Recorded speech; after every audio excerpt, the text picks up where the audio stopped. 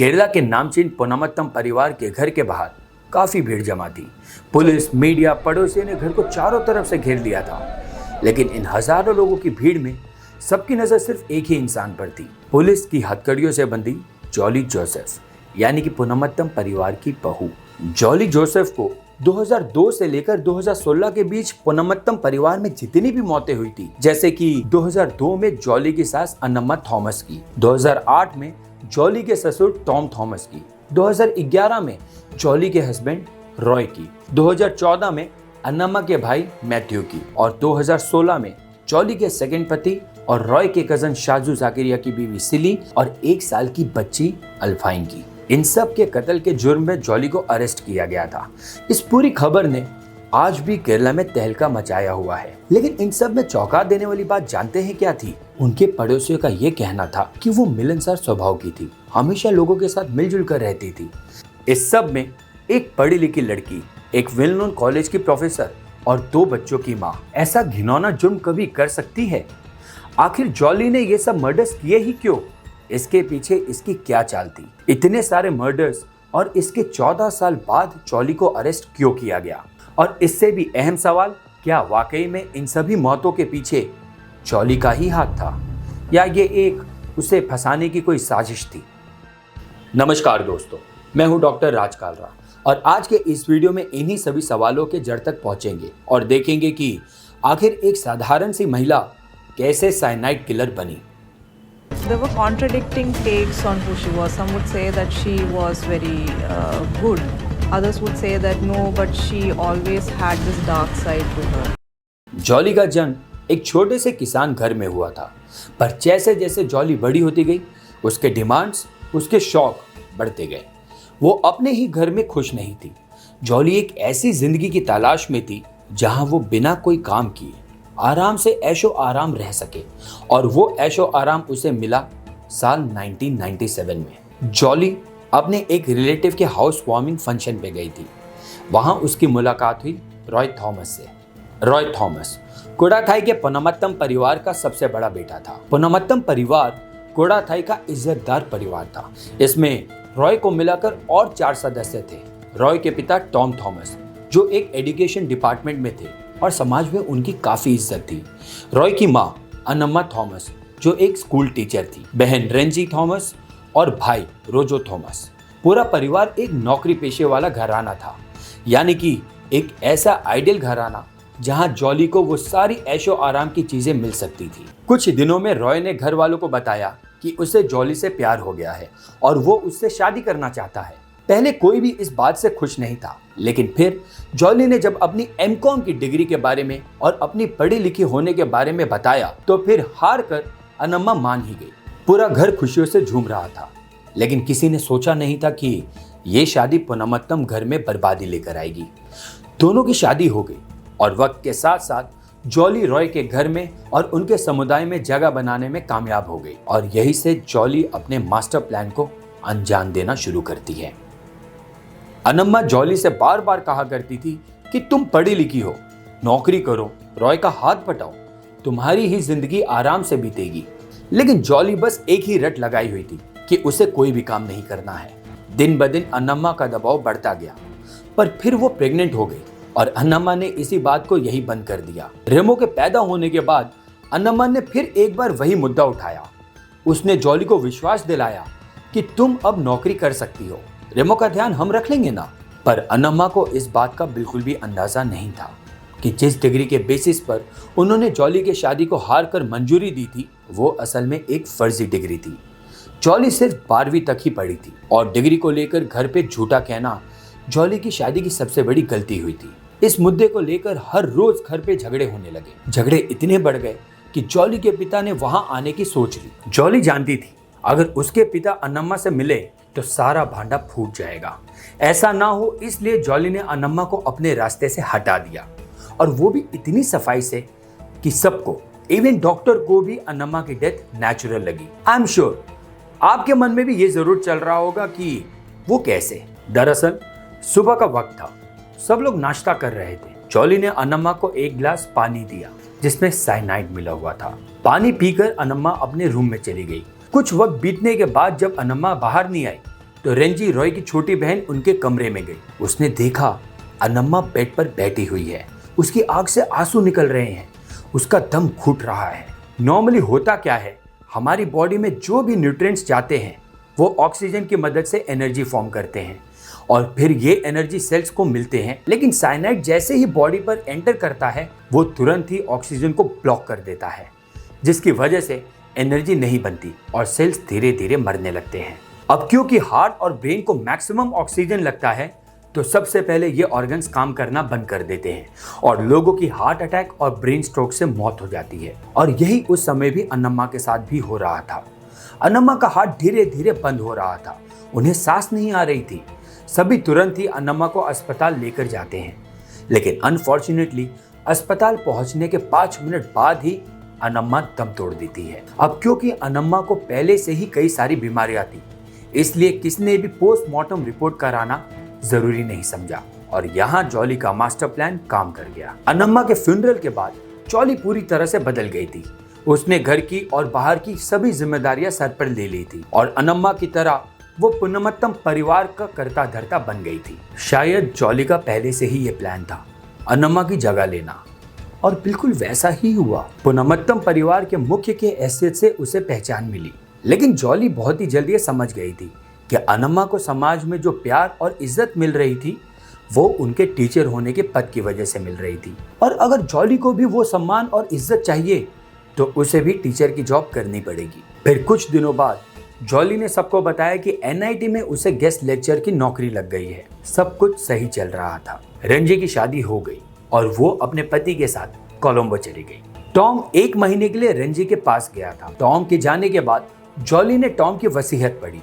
उसमें साफ साफ पूरी जायदाद रोजो के नाम पर की गई थी। जॉली को ये चीज बिल्कुल भी बर्दाश्त नहीं हुई थी और उसने टॉम को खुद के प्रेगनेंसी का बहाना देकर जॉली के पास बुला लिया। टॉम पहले से ही जॉली से परेशान था क्योंकि एमएस मैथ्यू ने उनके घर आना शुरू कर दिया था।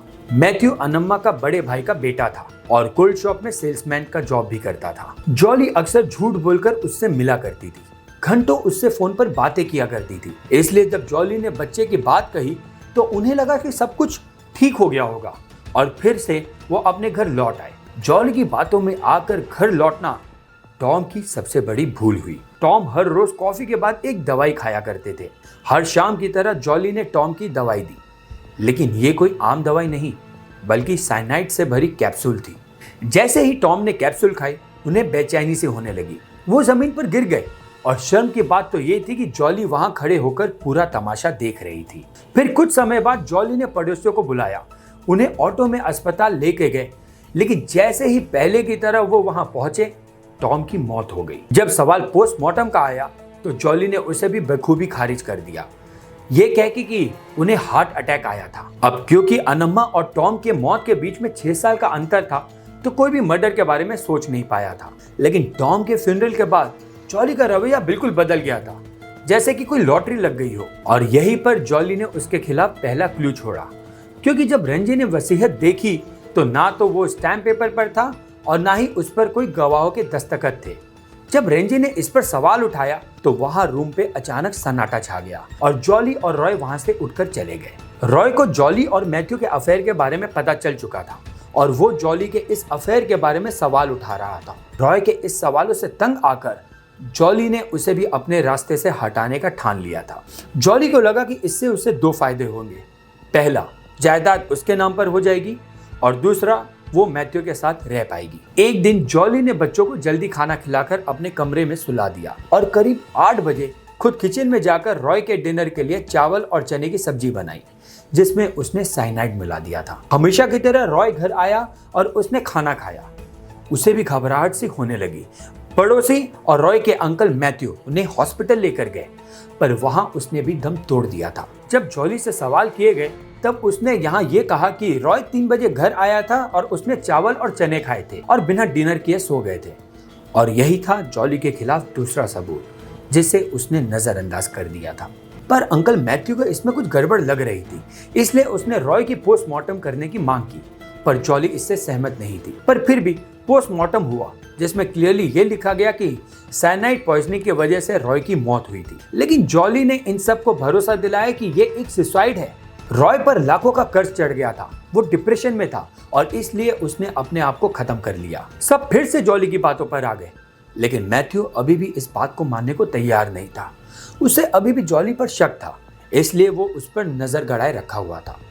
जैसे ही जॉली को यह बात पता चली, उसने मैथ्यू को भी मार दिया। जॉली का अभी सिर्फ एक ही मकसद था, पूरी जायदाद हासिल करना। उसे जिंदगी के सारे ऐशो आराम चाहिए थे जो उसकी जिंदगी को बेहतर बनाए। ऐसे में उसकी नजर पड़ी रॉय के कजन शाजू पर। शाजू पेशे से एक टीचर था और वेल सेटल था, पर यहाँ पे एक दिक्कत थी। शाजू ऑलरेडी शादीशुदा था और उसके 2 बच्चे थे, एबल और एल्फाइन। शाजू से शादी करने के लिए सिली को रास्ते से हटाना जरूरी था, इसलिए वो अगले ही जुर्म की तैयारी में जुट गई थी। But you will be shock to know, इस बार जॉली का निशाना सिली नहीं बल्कि उसकी 2 साल की बेटी अल्पाइन थी। शाजू के घर पर एबेल का फर्स्ट होली कम्युनियन था, सब वहां मौजूद थे। मौका साधते ही जॉली ने एल्फाइन के खाने में साइनाइड मिला दिया। खाना खाते ही एल्फाइन अपने हाथ पैर जकड़ने लगा, उसकी आंखें ऊपर उठ गई। सब लोग अस्पताल की तरफ भागे, किसी को पता ही नहीं चल रहा था कि आखिर हुआ क्या, और एल्फाइन की भी जान चली गई। लोगों का यह मानना था कि शायद गले में खाना अटकने की वजह से उसकी मौत हो गई हो। अपने बच्चे की मौत से सिली सदमे में चली गई थी और इस बात का फायदा उठाया जॉली ने। जॉली ने उससे नजदीकियां बढ़ाई, उसका भरोसा जीत लिया। एक दिन शाजू, सिली और जॉली डेंटल क्लिनिक में बैठे थे। जॉली ने उसे भी वही दवाई दी जो उसे टॉम को दी थी। दवाई लेते ही सिली को भी मौत हो गई और फाइनली 2017 में शाजू ने जॉली से शादी कर ली। इस सब से रेंजी के मन में सवाल खड़ा हुआ, कहीं शाजू से शादी करने के लिए जॉली ने रॉय, सिली और अल्फाइन को तो नहीं मारा। पर इस बात को प्रूव करने के लिए उसके पास कोई भी सबूत नहीं था। तभी रेंजी को रॉय के पोस्टमार्टम की रिपोर्ट की याद आई। उसने वही रिपोर्ट मंगवाई और गौर से स्टडी किया और सच खुद ब खुद रेंजी के सामने आ गया। कहते हैं ना, अपराधी कितना भी अपनी जुर्म छुपाने की कोशिश क्यों ना करे, वो कोई ना कोई सबूत जरूर छोड़ देता है। इस केस में भी जॉली ने 2 सबूत छोड़े थे। आपको याद होगा, जॉली ने रेंजी से कहा था कि रॉय ने 3 बजे खाना खाया था, उसके बाद उसने कुछ नहीं खाया। पर रिपोर्ट में साफ साफ लिखा था कि रॉय ने जो भी खाना खाया था वो अभी भी उसके पेट में ही था और उसकी मौत का समय था 11:20। यानी क्लियरली रॉय को खाना हजम होने के लिए समय ही नहीं मिला, मतलब उसने रात को खाना खाया था। इस सबूत के आधार पर रेंजी ने रॉय का केस रीओपन करवाया। मामला क्राइम ब्रांच के पास चला गया और जॉली के तहकीकात के समय यह पता चला कि असल में वो कभी NIT में पढ़ने गई ही नहीं थी। उसका आई कार्ड नकली है, इनफैक्ट उसकी डिग्री भी नकली है। जब ये बात पूरी मीडिया में फैल गई तो जॉली के सामने बचने का कोई रास्ता नजर ही नहीं आ रहा था, इसलिए उसने अपने बड़े बेटे रिमो के सामने अपना पूरा गुनाह कबूल किया। क्राइम ब्रांच ने फिर से एक बार 6 लोगों की कब्र खोली और उन्हें फॉरेंसिक जांच के लिए भेज दिया गया। लेकिन मिट्टी में गल रहे या गल चुके अवशेष में साइनाइड का पता लगाना भूसे की ढेर में सुई ढूंढने जितना मुश्किल था। अब अगर आप इस पूरे केस को ध्यान से देखोगे तो आपको समझ आएगा कि इन हत्याओं को वक्त रहते ही रोका जा सकता था, लेकिन घर वाले, हॉस्पिटल और पुलिस की लापरवाही की वजह से जॉली को 6 हत्याओं करने की कामयाबी मिली। अब आप ही बताइए, भले ही जॉली ने कोई भी रीजन बताया हो, लेकिन ये पूरी की पूरी ड्यूटी डॉक्टर्स की होती है कि कोई भी रीजन हो उन्हें पोस्टमार्टम करना जरूरी है। मौत का कारण बताने और मौत का सच जानने के लिए मेडिकल साइंस कब से एक आम गवाह दिए हुए बयान पर निर्भर होने लगी है। एंड सेकेंडली, साइनाइड के मामले में सबसे पहला शक मर्डर पर ही जाना चाहिए, क्योंकि कोई कितना भी कहे पर साइनाइड आमतौर पर मार्केट में नहीं मिलता है। दोस्तों, आज का वीडियो यही समाप्त करते हैं। इस पूरे इंसिडेंट पे आपका क्या विचार है, हमें कमेंट सेक्शन पे जरूर बताइएगा। अगर आपको वीडियो पसंद आई हो तो मेरे इस चैनल को लाइक, शेयर और सब्सक्राइब जरूर करें। मैं मिलूंगा आपसे ऐसे ही रियल इंडियन स्टोरीज के साथ। तब तक के लिए स्टे हेल्दी, स्टे सेफ। धन्यवाद। जय हिंद।